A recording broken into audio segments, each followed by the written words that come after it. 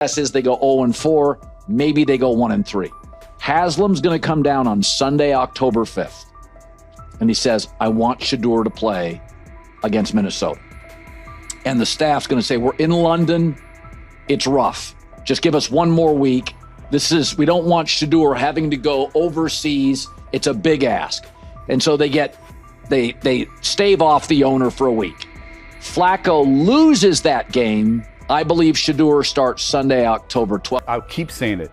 I believe Shedeur Sanders should play more games than any other quarterback on this roster this year, because he's the only guy that I look at and say, they might have something here, because I'm telling you right now. Big news coming out of Cleveland. Sources say the Browns ownership has made it clear they want Shedeur Sanders as their starting quarterback. According to Colin Cowherd, Sanders has quickly emerged as the frontrunner for the QB1 spot, and this isn't just talk. Word is, the owners plan to push hard on team leadership to make sure he starts right from week 1. This could be the start of a brand new chapter in Cleveland, with the talented Shedeur Sanders leading the way. Jimmy Haslam, many believe, forced Andrew Berry and Stefanski to draft Shedeur Sanders. They drafted Dylan Gabriel probably a round or two early, hoping to get out of the Shedeur sweepstakes.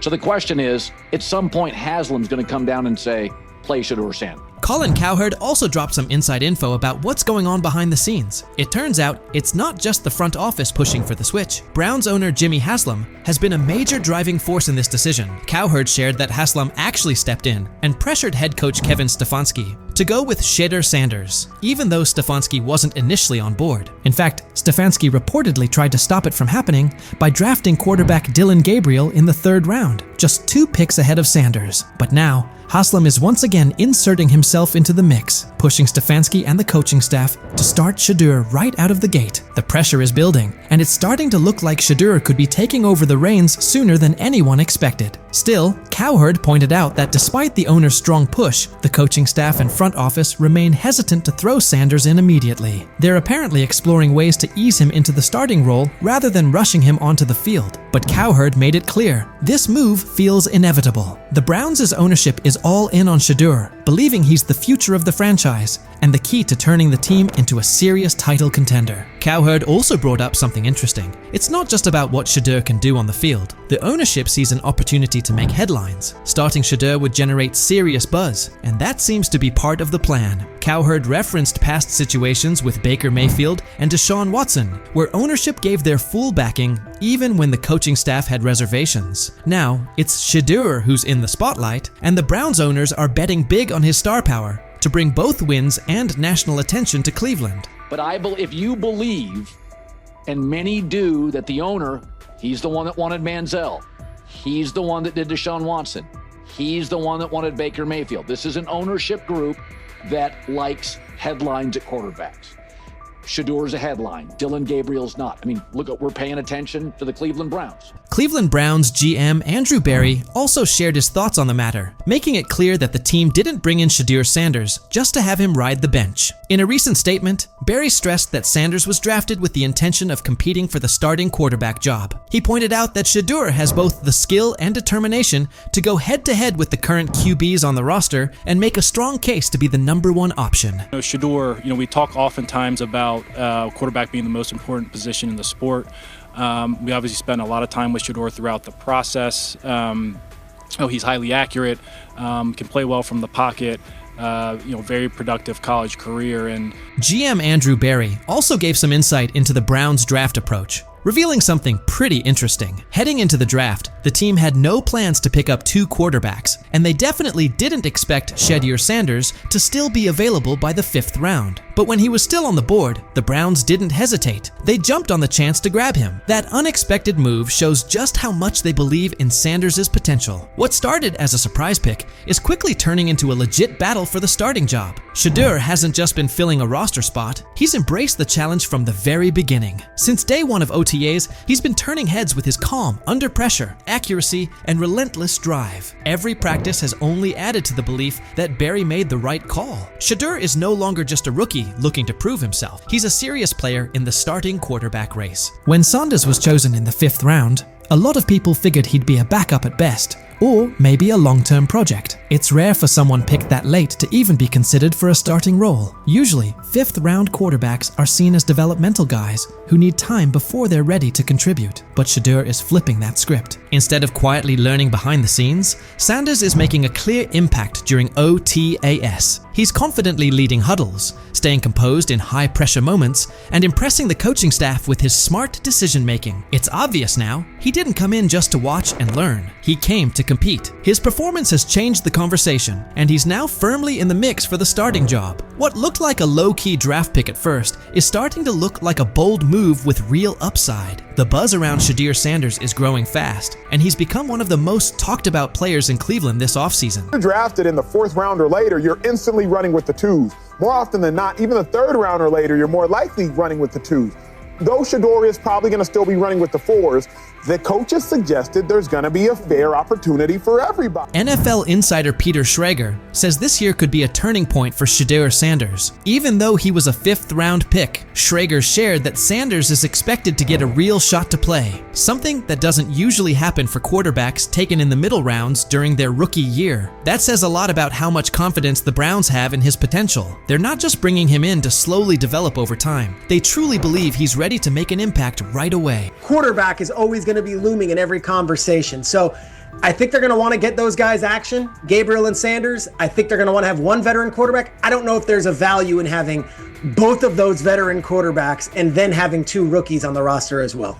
Fans are fired up as they look ahead to the upcoming open training sessions, where they'll finally get a chance to see the Cleveland Browns hit the field. And there's one name on everyone's lips, Shedeur Sanders. With ownership fully backing him, Browns fans are feeling more hopeful than ever, especially after landing one of the most exciting quarterback prospects the league has seen in a while. Shedeur has quickly won over the fan base, and the hype around him is real. No matter the age, fans across Cleveland are eager to watch him showcase his skills up close. There's a real buzz in the air. And with the front office pushing for him to lead the franchise, this year's training camp is shaping up to be one of the most anticipated in recent memory. Fans are ready to show up in full force to see Shedeur put on a show. This moment is something Shedeur has been grinding for. He's been locked in through OTAs and minicamps, even during times when things didn't quite go his way. He hasn't always gotten the number of reps he wanted, but he's kept his focus on the bigger picture. As Shedeur put it, you have to understand your situation. Whether you're getting those reps or not, it's all about how you respond. That attitude has fueled his work ethic. While others may have let those setbacks slow them down, Shedeur used it as motivation to keep pushing forward. He stayed locked in, kept putting in the work,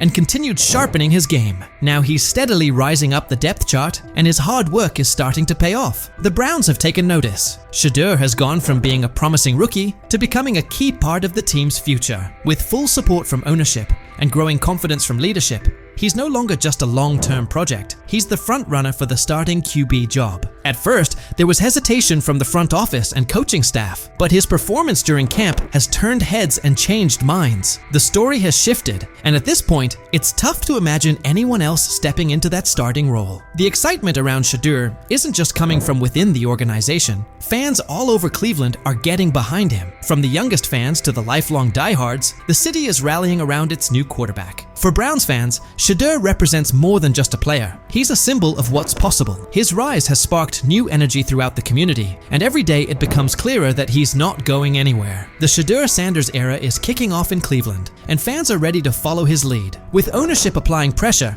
and Shedeur continuing to deliver, it puts the coaching staff in a tough spot. Will Kevin Stefanski stick to his guns, or will the front office's influence win out? Let me know what you think. Will Shedeur take that starting job, or does Stefanski have another plan in mind? So he says, this is exactly what he says.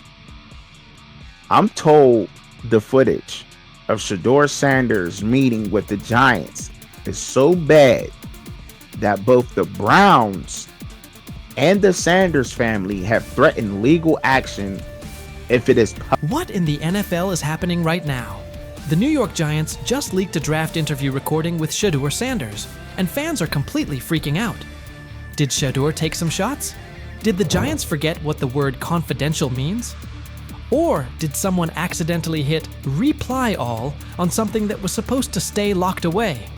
Get ready, because this roller coaster involves hot mics, bad takes, and a whole lot of drama. What happened with Shedeur on draft night to make him fall to the 5th round and them talking about the Giants coming out with all that information talking about Shedeur did bad, bombed the interview, all that type stuff.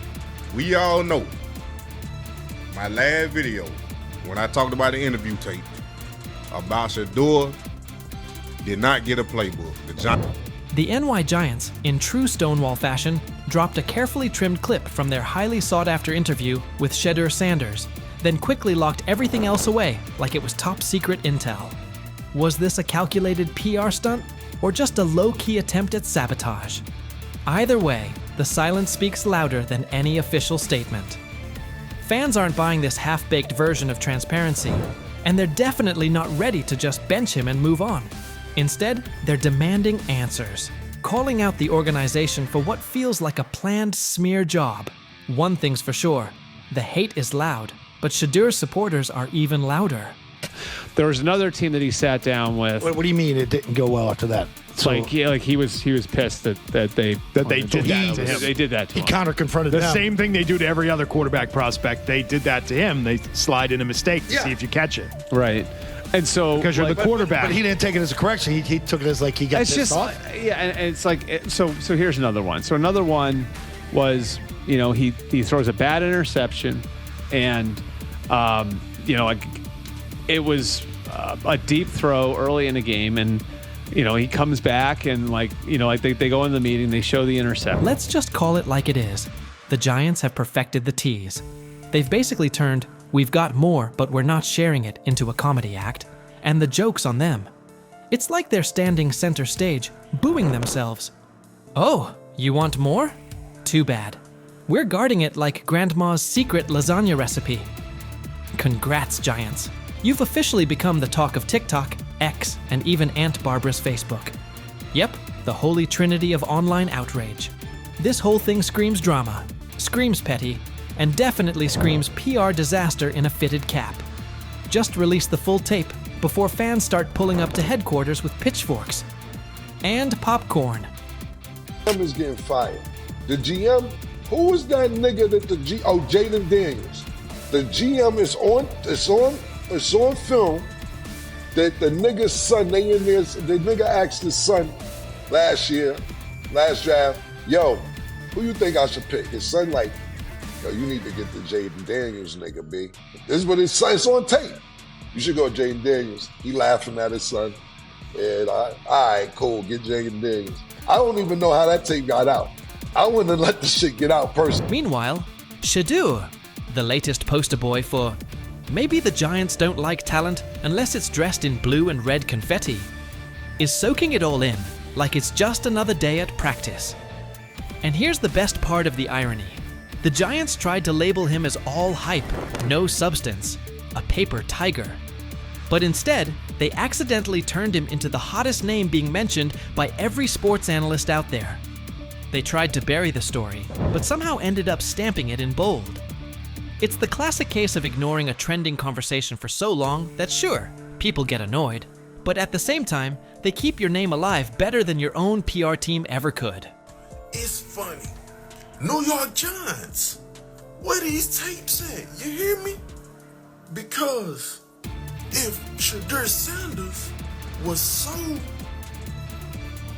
unprofessional, y'all would have leaked the tapes for the whole world to see, right?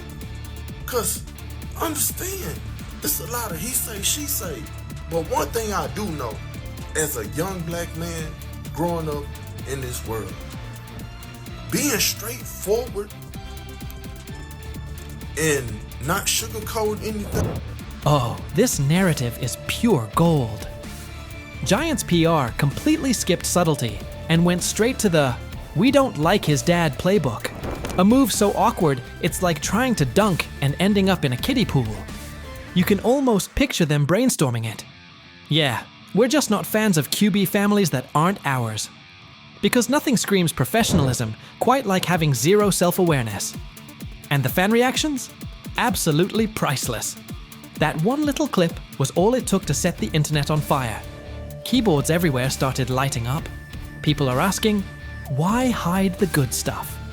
What are you trying to cover up? If there's really nothing to hide, Why not just drop the full thing? And spoiler alert, they weren't whispering. Social media exploded faster than a New York City grill on Memorial Day weekend. Them out. Another moment. What they do during the film and the combine and the meetings is teams will install mistakes intentionally planted in the install, and they want you to catch them. Shedeur didn't, and when a coach called him out, once again, it didn't sit well. It's like, bro, there's not many teams needing quarterbacks, especially since Pittsburgh appears to have a deal with Aaron Rodgers and Tennessee's getting Cam Ward. So you're down to the Giants, who are not in. And that brings us to the next tasty slice of irony. By refusing to release the full interview, the New York Giants probably thought they were hurting Shedeur Sanders' image. But instead, they ended up throwing gasoline on the hype train. Rather than shutting things down, they made him look like the kid who grabbed the last cookie and somehow got blamed for taking the whole jar. Only difference? This kid's got cameras on him 24/7, and he's handling the heat like a seasoned pro. Now, every move he makes is being broken down, every throw studied like it's a presidential debate.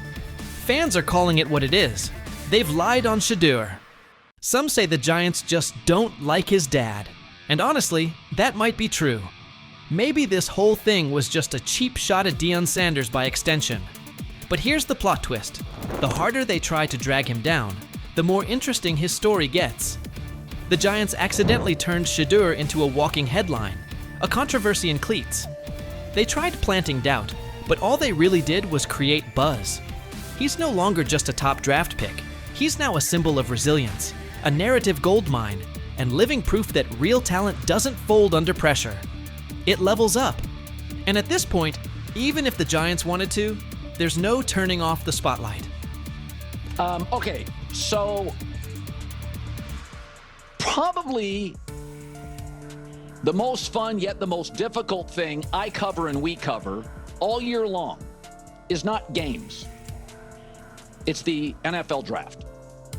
Because I've said this many times, you get lied to for a month to 2 months up to it.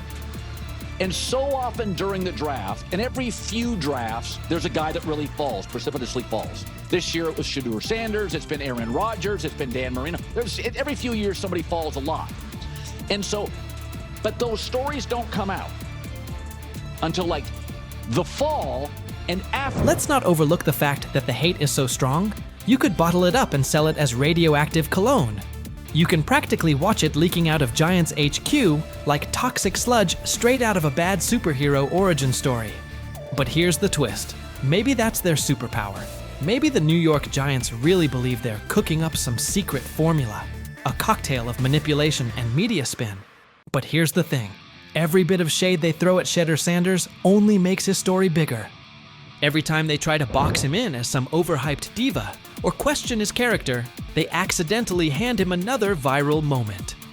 And now, he's the underdog hero rising through the smoke.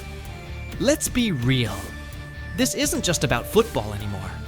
This is about narratives, control, and how the establishment absolutely loses it when they're no longer holding the pen. And the real kicker? They still won't release the full interview. You've got NFL fans, media heads, and entire Reddit threads all chanting, "Drop the tape."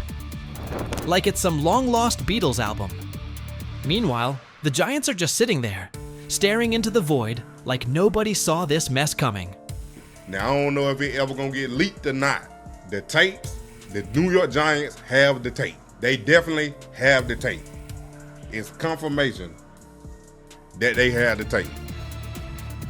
Shedeur didn't do nothing. It's what they saying he did. I'm gonna tell you what these mixed reactions right here. So we already know about the New York Giants, but the Pittsburgh Steelers head coach Mike Tomlin reported Miles Sanders' talent, but hesitated to draft him due to previous challenges with quarterbacks like Russell Wilson and Justin Fields, leading to more cautious approach. Las Vegas Raiders. Sanders met with Raiders at the NFL scouting combine and expressed enthusiasm about potentially joining the team. His familiarity with the West Coast offense and quick release was noted positive, though concerns about his ceiling. I'm outraged, I'm sickened, and I'm saddened by the way Shedeur continues to be treated in the National Football League now by those sorry-ass Browns and sorry-ass Kevin Stefanski. I understand in a situation like that, when it comes to the 3s and 4s that you're playing with that aren't going to be on the squad and not going to make the team, give your quarterback a chance. Okay, you know what? You know they can't hold up that long? Let's play quick game. Let's play quick game just to get Shedeur in the goddamn rhythm. But no, you come out, calling regular offensive plays. When they're at practice, Shedeur Sanders is not their priority. When he is at practice, he was staying hours beforehand, leaving hours later. Shedeur Sanders wasn't just tossed into the game last night, he was dropped into a no-win setup. Nothing about it felt accidental. From his first snap, it looked like one player against the entire machine. The Cleveland Browns, led by head coach Kevin Stefanski, seemed intent on cooling the hype and slowing his momentum. Instead, the plan backfired. The performance and the circumstances around it have sparked a wave of scrutiny, with analysts and reporters now calling out Stefanski and the Browns front office for engineering a preseason situation that stacked the deck against Shedeur. I'm going to answer this question by saying Shedeur Sanders, and I'm going to tell you why. I think he's being set up to... Stephen A. Smith said from the outset that the entire preseason would be engineered to undermine Shedeur Sanders. He argued that even starting the first preseason game was part of a plan to make him stumble, fueling the idea that he's just a 5th-round pick, and validating the skeptics. Whether that blueprint existed before the games kicked off or not, it didn't stop there. Now, attention has turned to Kevin Stefanski and the Cleveland Browns for placing Shedeur in an unfamiliar system and circumstances that set him up to falter. Garrett Bush echoed that criticism, noting that regardless of how hard Shedeur worked before and after practices, he was never treated as a true priority in their plans. When they're at practice, Shedeur Sanders is not their priority. When he is at practice, he was staying hours beforehand, leaving hours later. Kevin Stefanski doubled down, saying his group was executing and placing the responsibility squarely on Shedeur Sanders for the miscues. When pressed on whether having Shedeur work all week with 3rd and 4th team units contributed to the mistakes, Stefanski wouldn't budge. Rather than acknowledge that first team reps might have better prepared a rookie, he waved off the idea and reiterated that his job is to develop young players. But what kind of development plan withholds meaningful snaps with starters, then drops a promising prospect into live action and expects him to run concepts he's never practiced with them? All of our players, Mary Kay, there's things that we can do better, and there's some good moments out there, but that's what our job as coaches, to develop. Skip Bayless weighed in as well, blasting the Cleveland Browns for their handling of Shedeur Sanders and calling it just about the worst approach imaginable. He said the issues fit a troubling pattern under Kevin Stefanski, with Sanders repeatedly mishandled instead of developed. In Bayless's view, this wasn't a one-off mistake. Sanders hasn't been given real opportunities or meaningful support. That treatment has only increased the pressure and made it even harder for him to succeed. I'm outraged, I'm sickened, and I'm saddened. By the way, Shedeur continues to be treated in the National Football League. Chad Johnson added that by surrounding Shedeur Sanders with offensive players unlikely to make the roster, Kevin Stefanski effectively stacked the deck against him. He argued that even a quarterback of Tom Brady's caliber would have struggled in that setup. Analysts have echoed the point, putting the blame on the coaching staff for failing to give Shedeur a fair platform to succeed. Ochocinco also warned that critics would soon brand Shedeur a failure and dismiss him as a 5th-string option, while ignoring the core problem, who engineered the situation in the first place. Despite the noise, he framed the backlash as part of a broader effort to drag Shedeur down, noting that some people seem more intent on tearing him apart than acknowledging the circumstances that shaped his performance. You just beat the guy, and that's okay. You get paid, he gets paid. Sometimes Ocho just gonna win because Ocho was just the better player. Sometimes the defensive back is gonna win.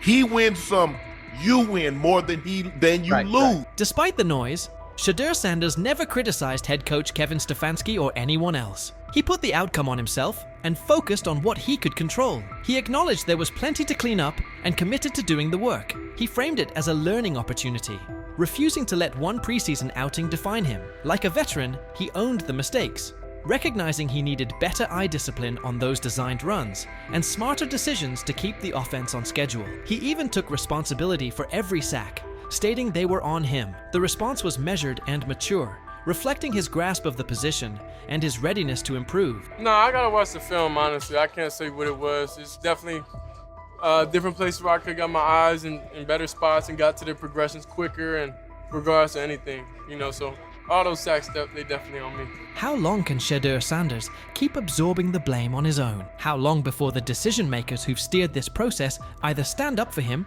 or at least grant him a fair look? More and more voices around the league see this as deliberate. Shedeur cleared the first gauntlet, but he's still tangled in the same net. That's the core problem. Not one preseason outing, but an apparatus that keeps tilting the field. The treatment of Shedeur Sanders forces hard questions about fairness, opportunity, and bias in the NFL. Despite the obstacles placed in front of him, he's responded with poise, owning his performance, identifying areas to improve, and committing to growth. But the larger issue isn't his willingness to learn, it's the structure around him that keeps narrowing his margin for success. His experience with the Browns, being dropped into situations where failure felt pre-written, points to deeper systemic habits. Young players, especially those who don't fit a preferred narrative, get boxed in, judged early, and developed late. This isn't only one quarterback story. It mirrors what countless prospects face when perception, politics, or preconceived roles outweigh on-field evaluation. As analysts and commentators continue to spotlight what's happening, it's clear the conversation about Shedeur Sanders has moved beyond a single depth chart debate. It's about dismantling baked-in biases and delivering a truly even playing field. Shedeur's resilience is real and admirable. The unanswered question is whether the system will evolve fast enough to let players like him do more than survive so they can finally thrive. What do you think?